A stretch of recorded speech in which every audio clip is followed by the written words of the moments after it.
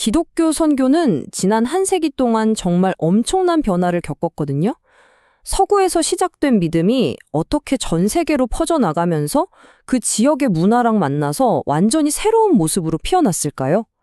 오늘 그 흥미진진하고 또 복잡한 여정, 지금부터 함께 따라가 보시죠.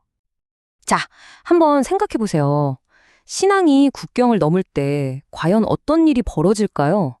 이게 그냥 단순히 복음을 전하는 걸 넘어서 뭐랄까요? 문화와 권력, 또 정체성이 막 부딪히고 섞이는 그런 거대한 드라마가 펼쳐지는 거죠. 그 복잡하고도 매혹적인 이야기를 지금부터 시작합니다. 오늘 우리가 함께 살펴볼 이야기의 순서인데요. 먼저 선교의 역사적인 배경, 특히 식민주의와는 어떤 관계가 있었는지 한번 살펴볼 거고요. 이어서 현지 교회가 스스로 서기 위한 첫 시도였던 삼자 원칙에 대해 알아볼 겁니다. 그리고 가장 극적인 부분이죠. 바로 현지인들이 주도하면서 신앙이 폭발적으로 성장하는 모습을 보게 될 거고요. 마지막으로 오늘날 전 세계 기독교가 마주한 아주 근본적인 질문을 던지면서 이야기를 정리해 보겠습니다. 네, 첫 번째 이야기, 과거의 유산 풀기입니다. 초기 선교사들이 그냥 성경책 하나만 딸랑 들고 온 게 아니었다는 거죠. 그 사람들 머릿속에는 자신들이 평생 살아온 서구 사회의 문화, 가치관 같은 것들이 아주 깊숙이 자리 잡고 있었어요. 과연 이게 선교 현장에서 어떤 영향을 미쳤을까요? 마치 눈에 보이지 않는 문화적인 가방 같은 걸 메고 있었다고 생각하시면 돼요. 그 가방 안에는 서구적인 신학이론, 자기들한테 익숙한 예배 방식, 지도자는 이래야 한다는 기준, 심지어 올바른 기독교인의 삶이란 바로 이런 것이라는 생각까지 이런 것들이 가득 들어있었던 거예요. 본인들은 의식하지 못했을 수도 있지만 이 기준들이 현지 문화와 만나면서 예상치 못한 갈등과 오해를 낳기도 했습니다. 자, 19세기 중국 역사를 들여다보면요. 이 선교와 식민주의의 그 불편한 관계가 아주 명확하게 드러납니다. 1842년에 아편 전쟁이 끝나면서 중국의 항구들이 강제로 열렸고요. 1860년엔 또 다른 전쟁의 결과로 맺어진 조약을 통해서 선교사들이 중국 내륙 깊숙이까지 들어가서 선교할 수 있는 권리를 얻게 돼요. 그러니까 말 그대로 복음이 들어가는 길이 총과 대포로 열린 셈이죠. 참 아이러니하죠? 이 말이 당시 상황을 정말 날카롭게 꿰뚫는 표현 같아요. 기독교 선교는 아편과 함께 중국에 강요되었다.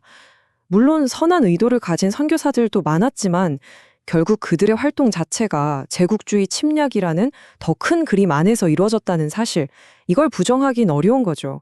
이건 선교 역사에 아주 깊은 그림자를 남겼습니다. 자, 바로 이런 역사적인 배경 속에서 서서히 반성의 목소리가 나오기 시작해요.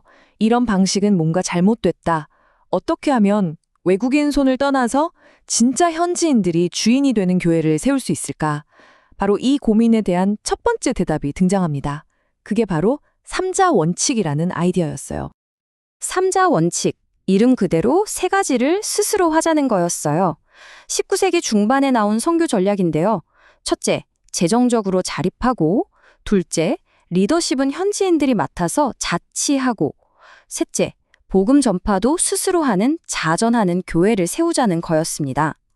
외국 선교단체의 도움 없이 온전히 스스로 서는 교회를 만들자는 당시로서는 아주 획기적인 시도였죠. 근데 이 공식이 완벽하진 않았어요. 분명 한계가 있었죠. 재정이나 운영 면에서는 독립적인 교회를 만드는 데 도움이 됐을지 몰라도 더 깊은 문제를 놓쳤거든요. 바로 문화적인 부분이에요. 그러니까 꼽대기는 현지 교회가 됐는데 그 속의 알맹이, 예를 들어 예배 방식이나 생각하는 방식은 여전히 서양 교회를 그대로 따라가는 경우가 많았던 거예요. 진정한 의미의 토착화까지는 아직 갈 길이 멀었던 거죠. 자, 여기서부터 이야기의 흐름이 완전히 180도 바뀝니다. 선교 역사를 새로 쓴 진짜 주인공들이 등판하거든요. 누구냐고요? 바로 서구 선교사들의 영향력에서 벗어나서 자신들만의 방식으로 신앙을 해석하고 실천하면서 그야말로 폭발적인 부흥을 이끌어낸 현지인들입니다. 지금부터 그 놀라운 이야기 속으로 한번 들어가 보시죠. 이제 기독교의 무게중심이 서양에서 비서구 지역으로 확 넘어가는 그런 거대한 흐름이 시작된 겁니다. 역사의 무대 중앙에는 더 이상 외국인 선교사가 아니라 자신들의 언어와 문화로 복음을 살아내는 수많은 현지 지도자들이 서게 된 거죠. 바로 이들이 기독교의 새로운 미래를 만들어가고 있었습니다. 특히 중국의 사례를 보면 이건 정말 입이 떡 벌어질 정도예요. 1949년에 공산화되면서 모든 외국 선교사들이 쫓겨났거든요. 그래서 서양에서는 다들 이제 중국 교회는 끝났다고 생각했죠. 그런데 웬걸요? 결과는 완전히 정반대였습니다.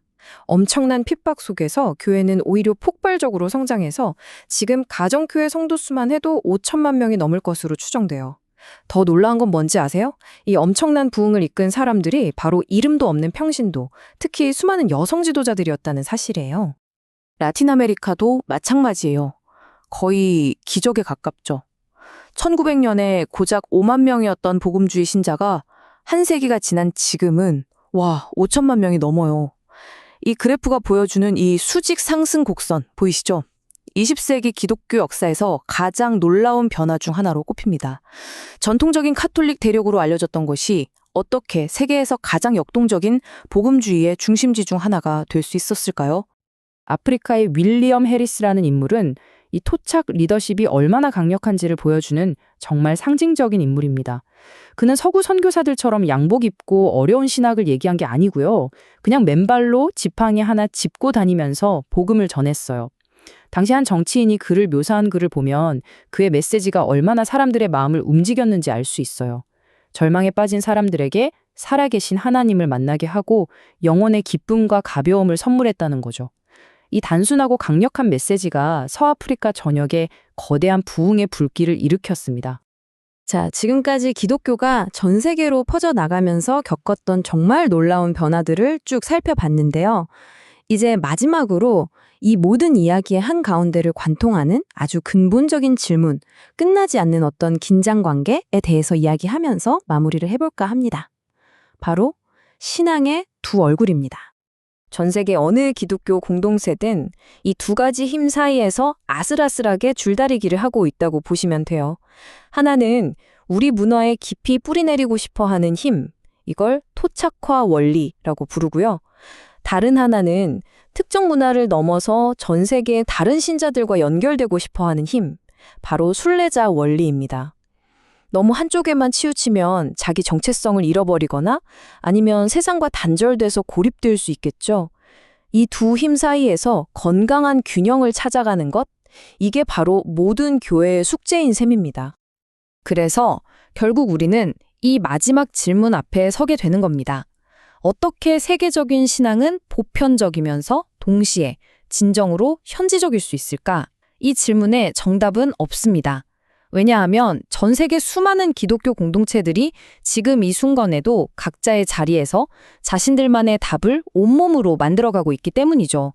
오늘 우리가 함께 살펴본 이 여정은 바로 그 살아있는 이야기의 한 단편일 뿐입니다.